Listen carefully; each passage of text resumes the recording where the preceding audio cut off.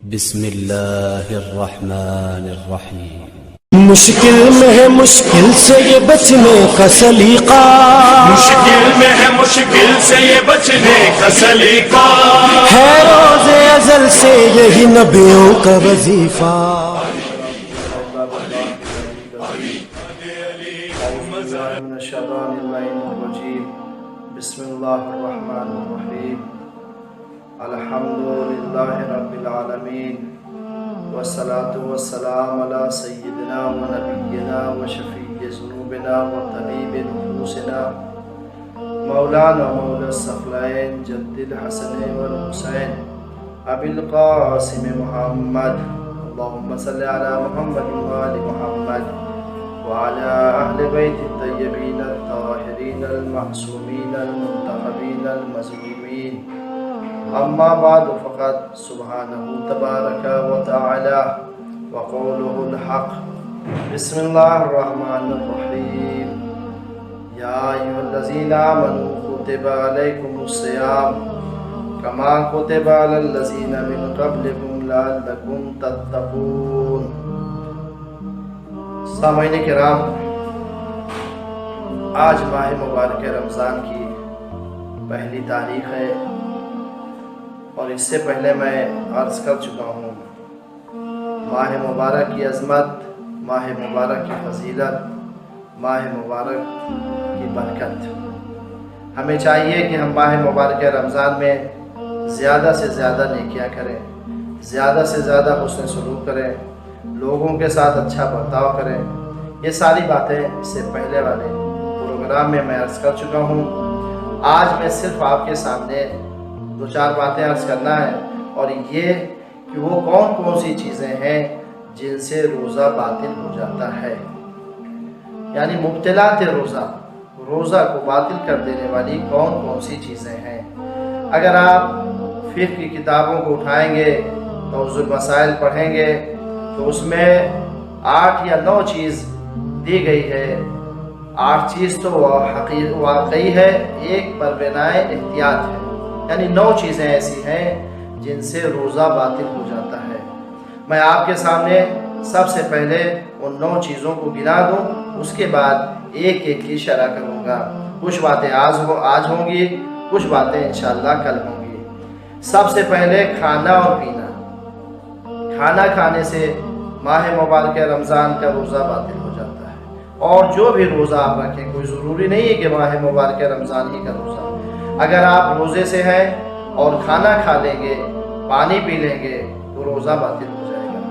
لیکن اس کی شرط یہ ہے کھانا کھانے کی اور پانی پینے کی کہ جان بوجھ کر انسان کھائے۔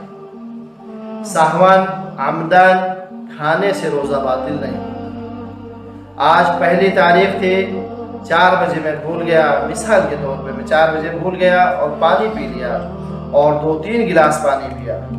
بعد میں یاد آیا کہ ہاں روزے سے تھے، آیا یہ میرا روزہ باطل ہوا یا نہیں؟ جواب یہی ہوگا کہ روزہ باطل نہیں ہوا، کیونکہ جب تک انسان جان بوجھ کر نہیں کھائے گا، روزہ باطل نہیں ہوگا۔ جان بوجھ کر پانی نہیں پیے گا، روزہ باطل نہیں ہوگا۔ اگر جان بوجھ کر 1 قطرہ پانی پی لیں گے، روزہ باطل ہو جائے گا۔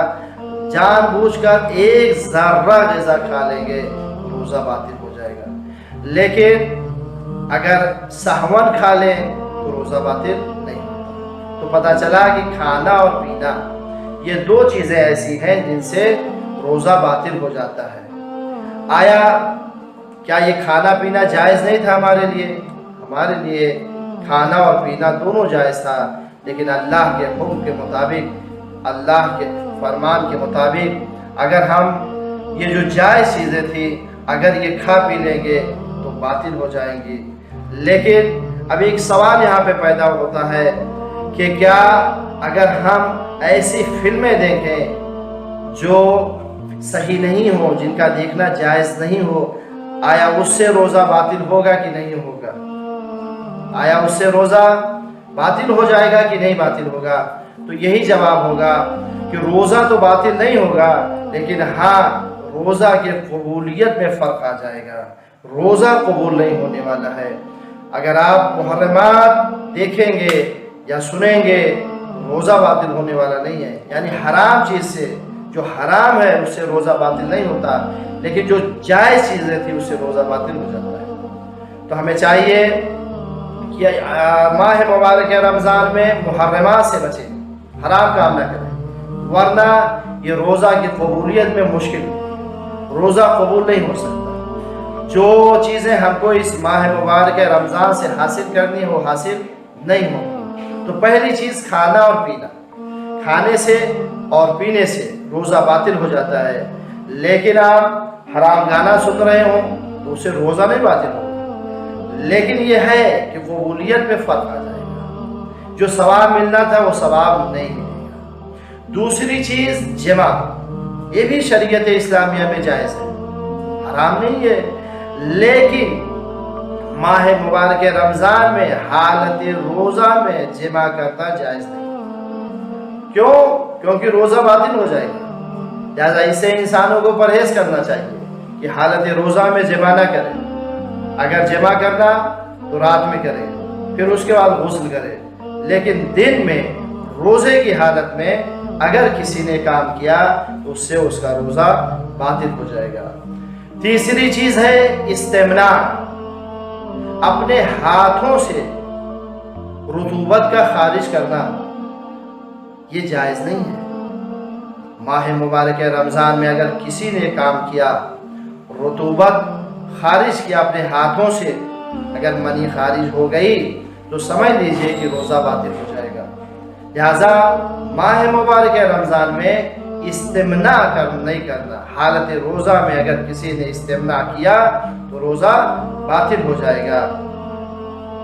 اور اس کے بعد پانچویں چیز ہے جو بہت اہم ہے اور اس پہ غور کرنا چاہیے کہ غلط نسبت دینا ائمہ معصومین کی طرف جھوٹی.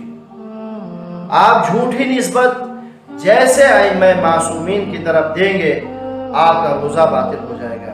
مثال کے طور پر میں نے عرض کیا کہ رسول اللہ نے یہ ارشاد فرمایا اور رسول اللہ نے ارشاد نہیں فرمایا تھا. جیسے یہ کہا کہ رسول اللہ نے ارشاد فرمایا اور نہیں فرمایا تھا، فوراً میرا روزہ باطل ہو جائے گا.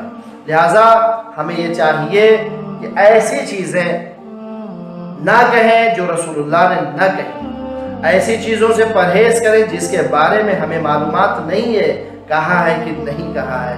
اگر معلومات نہیں ہے تو ہمیں اپنی بہبودی کے لیے یہ نہیں کہنا چاہیے کہ مولا علی نے ارشاد فرمایا، رسول اللہ نے ارشاد فرمایا ہے. جیسے ہم ان کو غلط نسبت دیں گے، جھوٹ کی نسبت دیں گے، ہمارا روزہ باطل ہو جائے گا. اس سے بہت پرہیز کرنا چاہیے. اور دیکھیں سماج میں، ماحول میں، معاشرے میں یہ باتیں بہت پائی جاتی ہیں. ہمیں کچھ نہیں معلوم ہے، ہم فوراً کہتے ہیں قال رسول اللہ، رسول اللہ نے کہا ہے. عام دنوں میں گناہ عظیم ہے اگر رسول اللہ نے نہیں کہا اور ہم کہہ رہے ہیں کہ رسول اللہ نے کہا. عام دنوں میں گناہ عظیم ہے، لیکن ماہ مبارک رمضان میں اگر حالت روزہ میں کوئی یہ کہہ رہا ہے قال رسول اللہ اور رسول اللہ نے نہیں کہا ہے، اس کا روزہ باطل ہو جائے گا. لہٰذا اسے ہمیں پرہیز کرنا چاہیے. ہمیں وہ باتیں نہیں کرنی چاہیے جن کے بارے میں ہمیں پتہ نہیں ہے.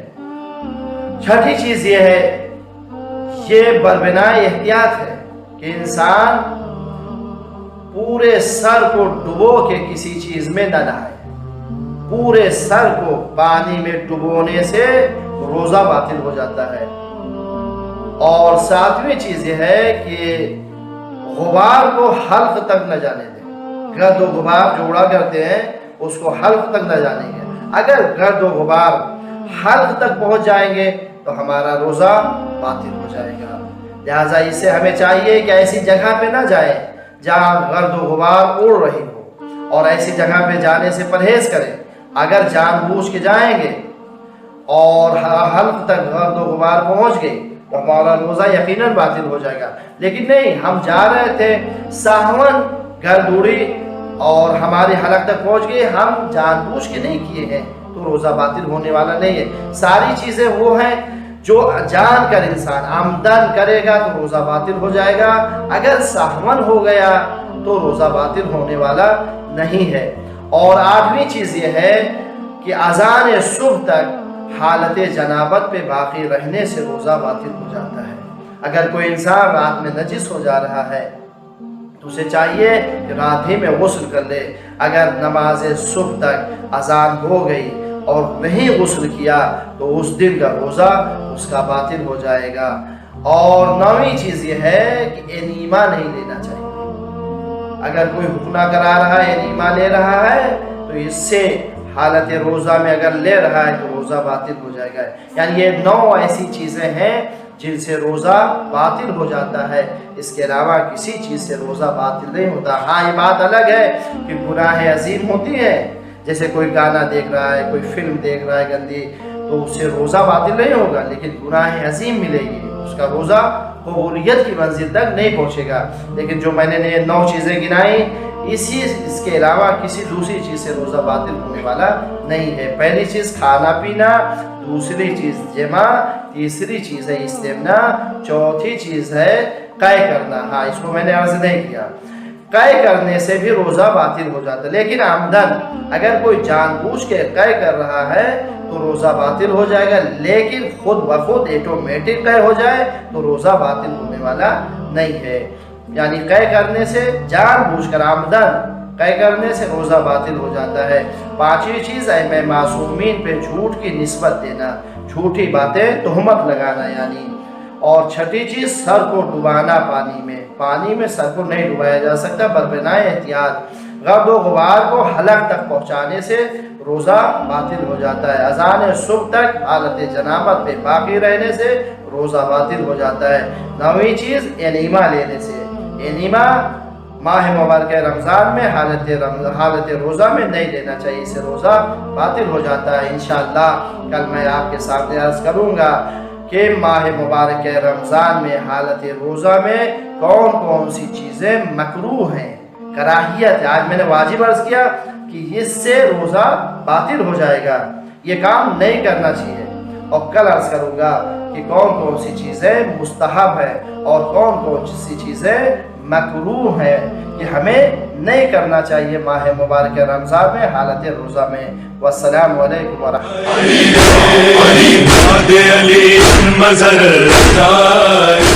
علی